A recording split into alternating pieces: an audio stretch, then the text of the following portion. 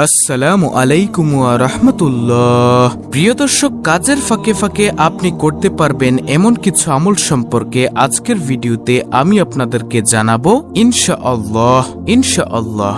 দর্শক, আজকের ভিডিওতে যে আমলগুলো আমি আপনাদেরকে বলবো, আমলগুলো এতই ছোট যে আপনি কাজের ফাঁকে ফাঁকে অবসর সময়ে, রাস্তা দিয়ে চলার সময় অর্থাৎ খুবই অল্প সময়ে এই আমলগুলো করতে পারবেন। আমলগুলো খুবই ছোট কিন্তু এর ফজিলত অনেক অনেক বেশি। কাজের ফাঁকে কিংবা অবসর সময়ে মানুষ কত কাজই না করে থাকে। কেউ গান শোনে, কেউ নাটক, সিনেমা কিংবা টিকটক জাতীয় মুভি দেখে সময় অতিবাহিত করে। কিন্তু এই অবসর সময়ে কিংবা কাজের ফাঁকে ছোট ছোট অনেক দোয়া ও জিকির আছে যা পরেও মানুষ প্রশান্তি পেতে পারে। আর এসব জিকির ও দোয়ার ফজিলত, মর্যাদা এবং সওয়াব অনেক বেশি। বান্দার প্রতিটি আমলই আল্লাহর কাছে অনেক দামি।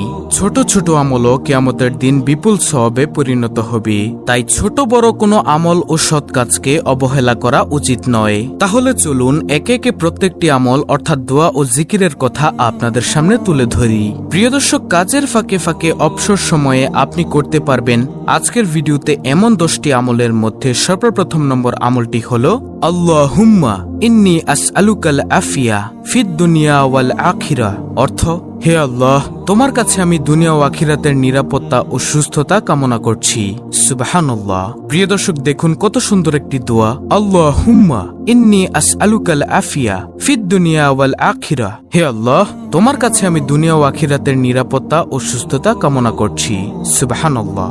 অর্থাৎ আপনি যদি খালেস অন্তরে, শিরক মুক্ত থেকে, গুনাহ মুক্ত থেকে প্রতিনিয়ত এই দোয়াটি করতে থাকেন, তাহলে আল্লাহ তাআলা আপনাকে দুনিয়া ও আখিরাতের নিরাপত্তা দান করবেন এবং আল্লাহ রাব্বুল আলামিন আপনাকে সুস্থতা দান করবেন ইনশাআল্লাহ।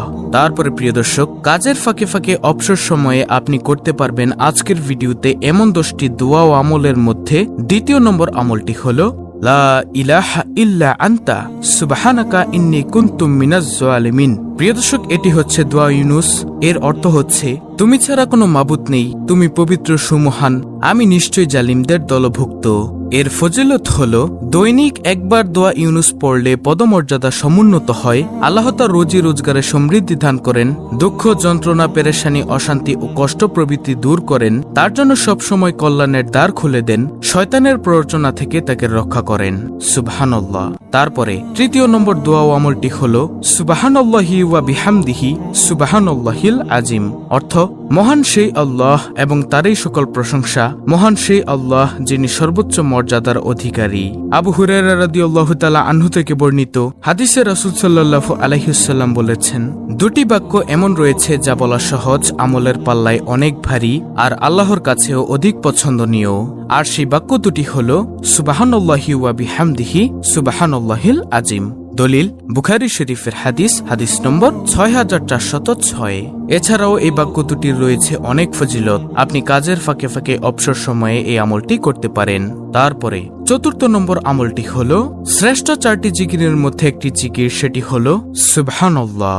হযরত সাদ ইবনে আবি ওয়াক্কাস রাদিয়াল্লাহু তাআলা আনহু বলেন, আমরা রাসূলুল্লাহ সাল্লাল্লাহু আলাইহি ওয়াসাল্লামের নিকট ছিলাম। তিনি বললেন, তোমাদের কোনো ব্যক্তি প্রতিদিন 1000 নেকি অর্জন করতে সক্ষম কি? তন্মধ্যে একজন বললেন, আমাদের মধ্যে কোনো ব্যক্তি কিভাবে 1000 নেকি অর্জন করবে? তখন রাসূল সাল্লাল্লাহু আলাইহি ওয়াসাল্লাম বললেন, 100 বার সুবহানাল্লাহ বললে তার জন্য 1000 নেকি লেখা হবে অথবা তার 1000 পাপ মোচন করা হবে। মুসলিম শরীফের হাদিস, মিশকাত শরীফের হাদিস। এছাড়াও রয়েছে অসংখ্য ফজিলত। তারপরে প্রিয় দর্শক, কাজের ফাঁকে ফাঁকে অবসর সময়ে আপনি করতে পারবেন আজকের ভিডিওতে এমন 10টি আমলের মধ্যে পঞ্চম নম্বর আমলটি হলো আলহামদুলিল্লাহ জিকির করা।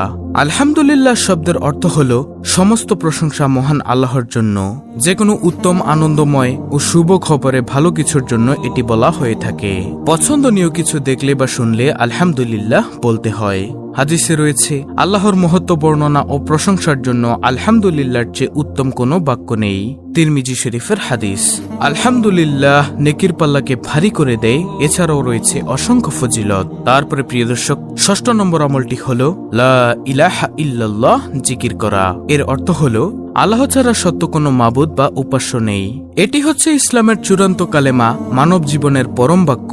এই মহামূল্যবান বাণীর রয়েছে বিশেষ মর্যাদা এবং এর সাথে সম্পর্ক রয়েছে বিভিন্ন হুকুম আহকামের। প্রিয় দর্শক, 1 মিনিটে আপনি লা ইলাহা ইল্লাল্লাহ প্রায় 50 বার পড়তে পারেন। এটি সর্বশ্রেষ্ঠ বাক্য ও তাওহীদের বাণী। যে ব্যক্তির শেষ কথা হবে এই বাক্য অর্থাৎ লা ইলাহা ইল্লাল্লাহ, তিনি জান্নাতে প্রবেশ করবেন। এছাড়াও এর ফজিলত ও মর্যাদার ব্যাপারে আরো অনেক বর্ণনা রয়েছে, যা বলতে গেলে ভিডিও আরো বড় হয়ে যাবে। তাহলে গেল 6 নম্বর আমল, লা ইলাহা ইল্লাল্লাহ জিকির করা। তারপরে 7 নম্বর আমলটি হলো আল্লাহু আকবার জিকির করা, অর্থ আল্লাহ তাআলা সবকিছুর চেয়ে বড় এবং মহান। দর্শক, আল্লাহু আকবার শব্দটি মুমিনের ঈমানের দৃঢ়তা বৃদ্ধি করে, মনের ভিতর থেকে ভয়ভীতি দূর করে। মুমিনের জীবনের শুরু থেকে শেষ পর্যন্ত আল্লাহু আকবার এর প্রভাব তাকে আলোকিত করে রাখে। এছাড়াও আল্লাহু আকবার জিকিরের মধ্যে রয়েছে অসংখ্য ফজিলত, যার ফজিলত সম্পর্কে বলতে গেলে এক ভিডিওতে বলে শেষ করা যাবে না। তারপরে প্রিয় দর্শক, কাজের ফাঁকে ফাঁকে অবসর সময়ে আপনি করতে পারবেন এমন 10টি আমলের মধ্য থেকে আজকের ভিডিওর 8 নম্বর আমলটি হলো লা হাওলা ওয়ালা কুওয়াতা ইল্লা বিল্লাহ। দর্শক, লা হাওলা ওয়ালা কুওয়াতা ইল্লা বিল্লাহ এর অর্থ হচ্ছে আল্লাহ ছাড়া কোনো ভরসা নেই, কোনো ক্ষমতা বা শক্তি নেই। অর্থাৎ মানুষের ব্যক্তিগত শক্তি, সামর্থ্য, ক্ষমতা ও সাহস যত বেশি থাকুক না কেন, আল্লাহ তাআলা তৌফিক না দিলে তা কোনো ধরনের উপকারে আসবে না। এবং আল্লাহর সত্যতা সবকিছুর ঊর্ধ্বে এবং শক্তিধর বস্তু আল্লাহর সামনে একেবারে তুচ্ছ ও ছোট। এটি একটি গুরুত্বপূর্ণ বাক্য। এর ফজিলত ও সওয়াব অনেক বেশি। যখন মানুষ নিজের সক্ষমতার বাইরে কোনো পরিস্থিতি ও কাজের মুখোমুখি হয় যা সম্পাদন করা তার উপর কষ্টসাধ্য হয়ে পড়ে, তখন এই বাক্যটি পড়তে হয়। এছাড়া শয়তানের কোনো প্রতারণা আক্রমণ থেকে বাঁচার জন্য এই দোয়াটা পড়া হয়, অর্থাৎ লা হাওলা ওয়ালা কুওয়াতা ইল্লা বিল্লাহ। আমলটি করার ব্যাপারে হাদিসে অনেক বর্ণনা এসেছে। আবু মুসা আশআরী রাদিয়াল্লাহু তাআলা আনহু বর্ণনা করেন, রাসূল সাল্লাল্লাহু আলাইহি ওয়াসাল্লাম একবার আমাকে বললেন, তোমাকে জান্নাতের অন্যতম ধনভাণ্ডারের কথা কি বলে দিব? আমি বললাম, অবশ্যই বলে দিন হে আল্লাহর রাসূল সাল্লাল্লাহু আলাইহি ওয়াসাল্লাম। তিনি বললেন, লা হাওলা ওয়ালা কুওয়াতা ইল্লা বিল্লাহ। হাদিস নম্বর দেওয়া আছে। তারপরে হাজিম ইবনে হারমালা রাদিয়াল্লাহু তাআলা আনহু বলেন, আমি নবী সাল্লাল্লাহু আলাইহি ওয়াসাল্লামের নিকট দিয়ে যাচ্ছিলাম। তিনি আমাকে বললেন, হে হাজিম, তুমি অধিক সংখ্যায় লা হাওলা ওয়ালা কুওয়াতা ইল্লা বিল্লাহ বাক্যটি পড়ো, কেননা তা হলো জান্নাতের গুপ্তধন। বুখারী শরীফের হাদিস, মুসলিম শরীফের হাদিস। তো এটি গেল 8 নম্বর আমল। তারপরে 9 নম্বর আমলটি হলো আস্তাগফিরুল্লাহ পাঠ করা। আস্তাগফিরুল্লাহ এর অর্থ হচ্ছে আমি আল্লাহর কাছে ক্ষমা প্রার্থনা করছি। কোনো খারাপ কাজ করে পরবর্তীতে অনুতপ্ত হলে এই দোয়াটি পাঠ করা হয়। আস্তাগফিরুল্লাহ এর প্রধান ফজিলত হচ্ছে আল্লাহ তাআলার ক্ষমা পাওয়া। আমাদের প্রিয় নবী হযরত মুহাম্মদ সাল্লাল্লাহু আলাইহি ওয়াসাল্লাম তাদের জন্য সুসংবাদ দিয়েছেন, যাদের আমলনামায় অধিক ইস্তেগফার পাওয়া যাবে। প্রতিদিন আস্তাগফিরুল্লাহ পাঠ করা নবীজি সাল্লাল্লাহু আলাইহি ওয়াসাল্লামের সুন্নতের অনুসরণ, কারণ নবীজি সাল্লাল্লাহু আলাইহি ওয়াসাল্লাম দৈনিক কমপক্ষে 70 বার ইস্তেগফার পাঠ করতেন। তাহলে গেল 9 নম্বর আমল, আস্তাগফিরুল্লাহ পাঠ করা। তারপরে প্রিয় দর্শক, কাজের ফাঁকে ফাঁকে অবসর সময়ে আপনি করতে পারবেন আজকের ভিডিওতে এমন 10টি আমলের মধ্য থেকে সর্বশেষ 10 নম্বর আমলটি হলো নবীজি সাল্লাল্লাহু আলাইহি ওয়াসাল্লামের উপর দুরূদ পাঠ করা। সেটা হতে পারে দুরূদে ইব্রাহিম, যেটা আমরা নামাজের মধ্যে পাঠ করে থাকি, অথবা সবচেয়ে ছোট দুরূদ সাল্লাল্লাহু আলাইহি ওয়াসাল্লাম। আপনি যদি দুরূদে ইব্রাহিম পড়তে না পারেন, তাহলে আপনি পাঠ করুন সাল্লাল্লাহু আলাইহি ওয়াসাল্লাম, তাহলেও আপনার দুরূদ আদায় হয়ে যাবে ইনশাআল্লাহ। দুরূদ পাঠের ফজিলত হলো, একবার দুরূদ পাঠ করলে আল্লাহ তাআলা 10টি রহমত নাজিল করেন। এ সম্পর্কে আবু হুরায়রা রাদিয়াল্লাহু তাআলা আনহু থেকে বর্ণিত, রাসূল সাল্লাল্লাহু আলাইহি ওয়াসাল্লাম বলেছেন, যে ব্যক্তি আমার প্রতি একবার দুরূদ পাঠ করে, আল্লাহ তাআলা তার প্রতি 10টি রহমত বর্ষণ করেন, তার 10টি গুনাহ ক্ষমা করে দেন, তার মর্যাদা 10 ধাপ বৃদ্ধি করে দেন। সুবহানাল্লাহ। প্রিয় দর্শক, কাজের ফাঁকে ফাঁকে অবসর সময়ে আপনি করতে পারবেন এমন 10টি দোয়া ও আমল ইস্তেগফার আমি সংক্ষেপে আপনাদেরকে আবার বলে দিচ্ছি।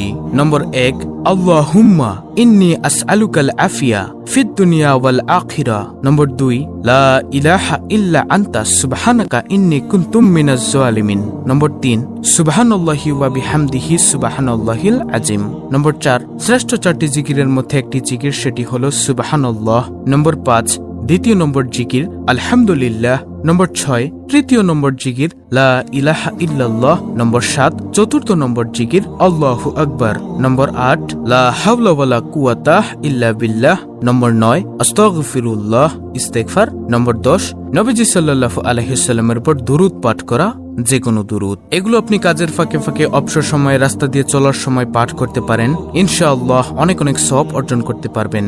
দর্শক, অত্যন্ত গুরুত্বপূর্ণ একটি ভিডিওটি ভালো লাগলে অবশ্যই চ্যানেলটিকে সাবস্ক্রাইব করে পাশে থাকা বেল বাটন অল বাজিয়ে দিবেন। ভিডিওটিতে একটি লাইক দিবেন এবং কমেন্টে আমিন লিখবেন এবং অন্য মুসলিম ভাই বোনদের কাছে ভিডিওটি শেয়ার করে দিবেন, যেন তারাও দেখে শিখে আজকের ভিডিওর আমলগুলো করতে পারে।